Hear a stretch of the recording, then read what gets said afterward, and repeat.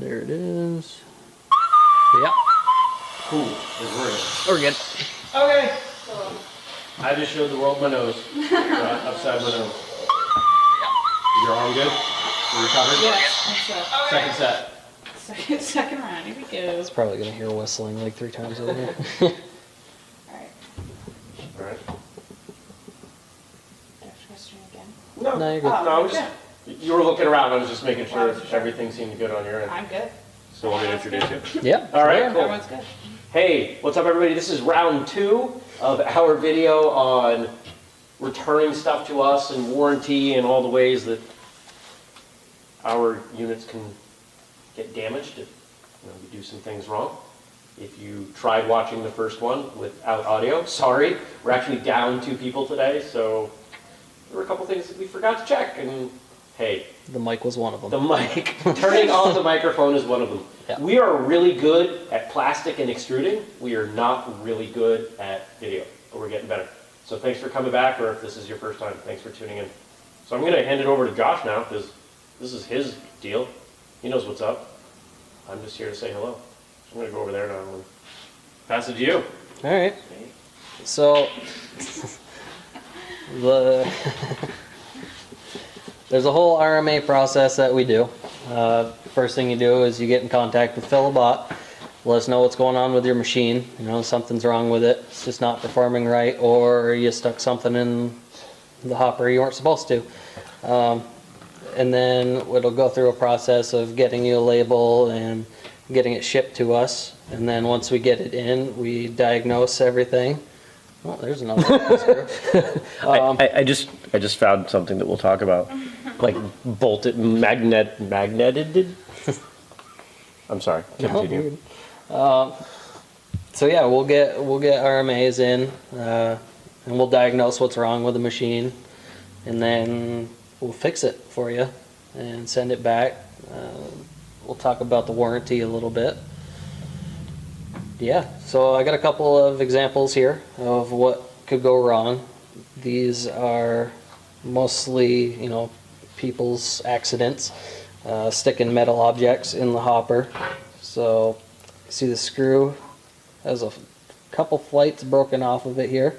When you say flights, that's the Yep, that's the those pieces that stick out. So yeah, they basically just grab the pellets and then push it through and out of the nozzle.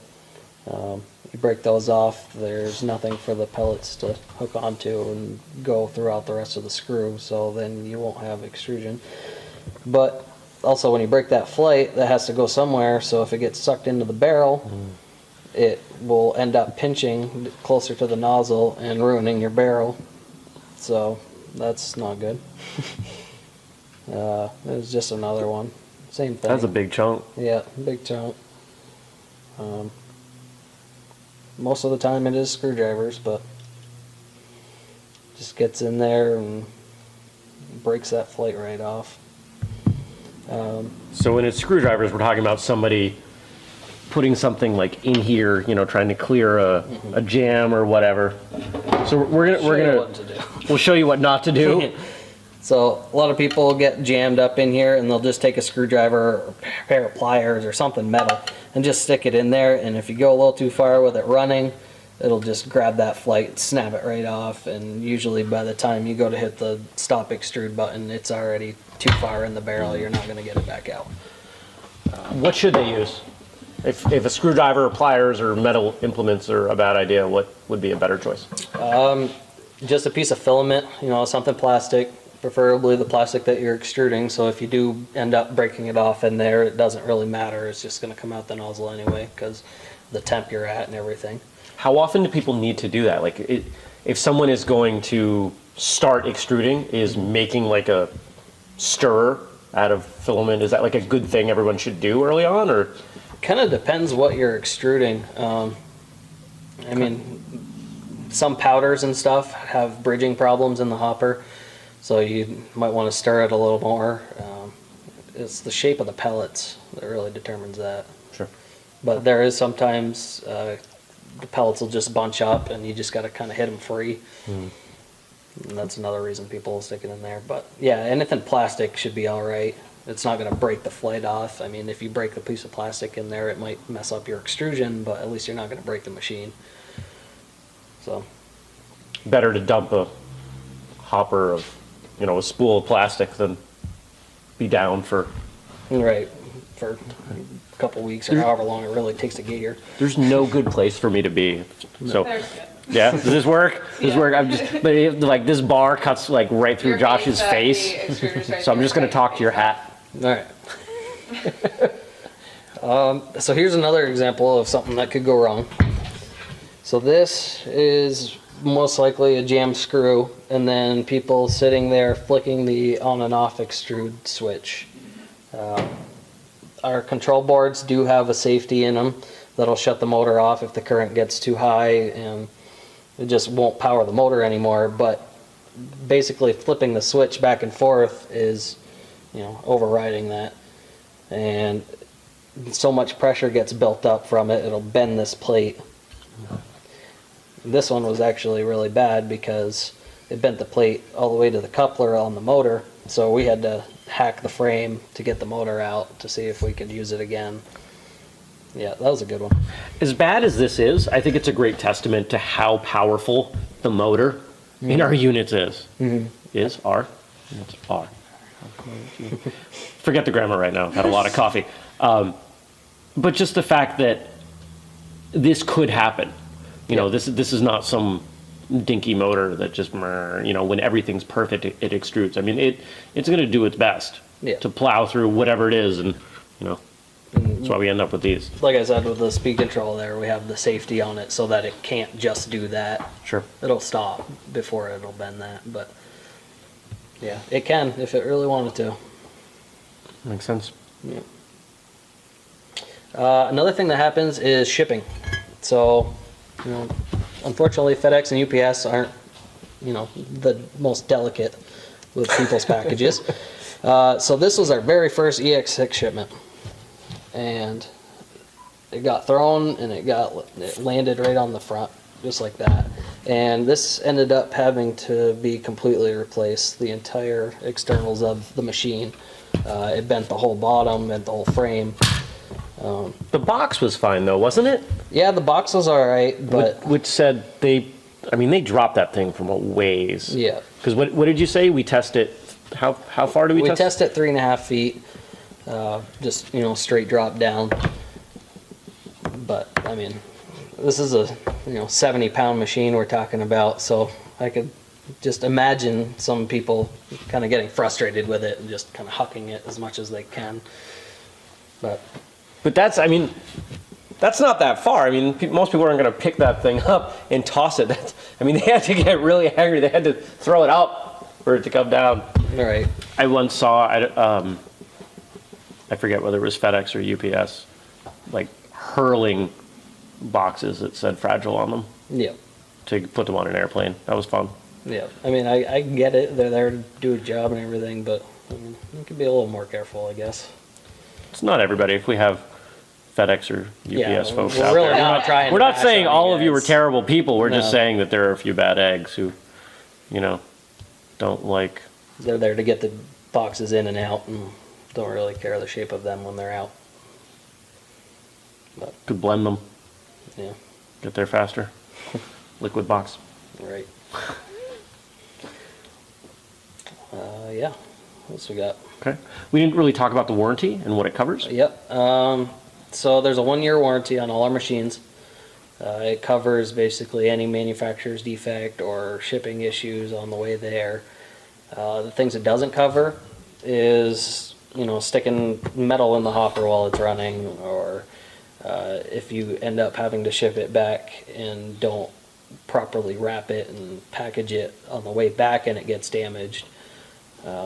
We encourage you to keep the box because, I mean, we specifically design all the foam padding for shipping, you know, keep everything intact and not bent up. So if you ship it back to us, you know, with a couple pieces of bubble wrap on each side of it and it ends up getting all bent up on the way back, we're going to do what we can, but it might not look as pretty when it comes back, or we're going to have to charge you for brand new sides and everything. Please keep the box. Yep. So, Please keep bottom the line, box. Keep the box. Okay. And what's the turnaround? Turnaround is usually 1 to 2 days after we get it. It really depends on what the part is that we need to replace.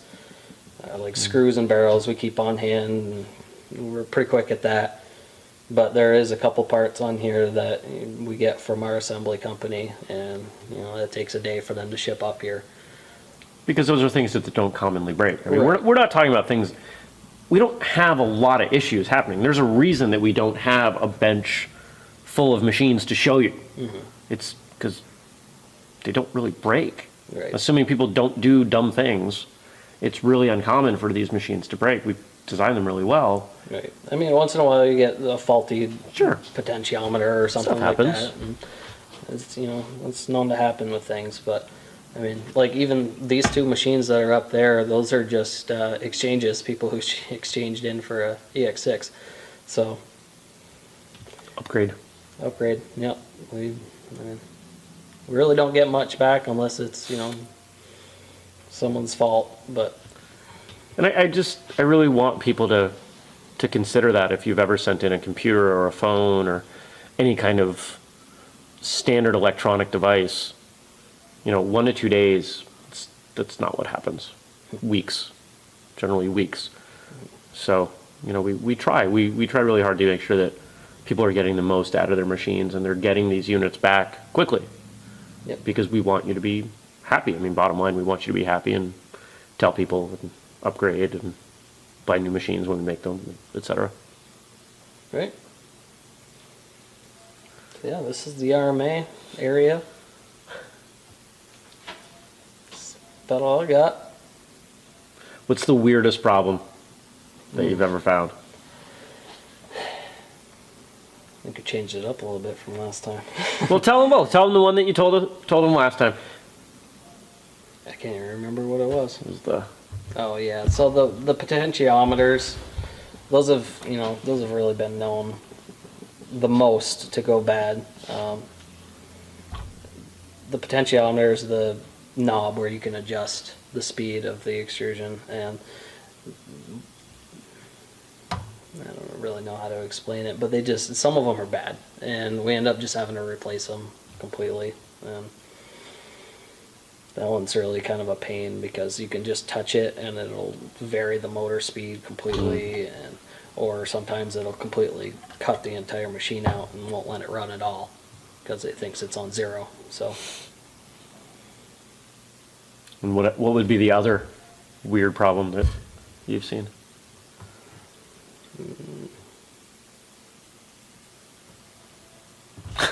blanking right now. I think that's a perfect testament to how few problems we're having. There's an external fuse, like that's the one customer serviceable part, right? Yep, so I mean we have the fuse in the back here. I haven't seen many of them blow, but like Jeremy just said, the customer can change it out pretty easily. Take a screwdriver here. It is okay to use a screwdriver for this. Yeah, just for this this and this part. alone. So it's just a little fuse, either 110 or 220, whatever system you got. And yeah, every once in a while one of these will blow, but I mean with the limiter on the control board, it's kind of hard to blow these out. But yeah. So that's the only thing we really recommend that you can fix on it, because if you do take the sides off, it does void warranty because we can't really know what you've gone in and tampered with. So unfortunately that would void warranty. And that's another reason that we try to turn things around quickly. We want people to be willing to say, okay, this is not my bag. This is Filabot's bag. Nobody's going to be more of an expert on these machines than we are. So if something's wrong, call us, email us, carrier pigeon us. I don't know, however else, those are really the only two ways. Yep. Call it, email, let us know. We'll work with you on the problem, figure it out. And if it has to come back, it has to come back, but we'll get it back to you quickly. Yep. Good. All right, good. Filabot.com. Thanks for watching.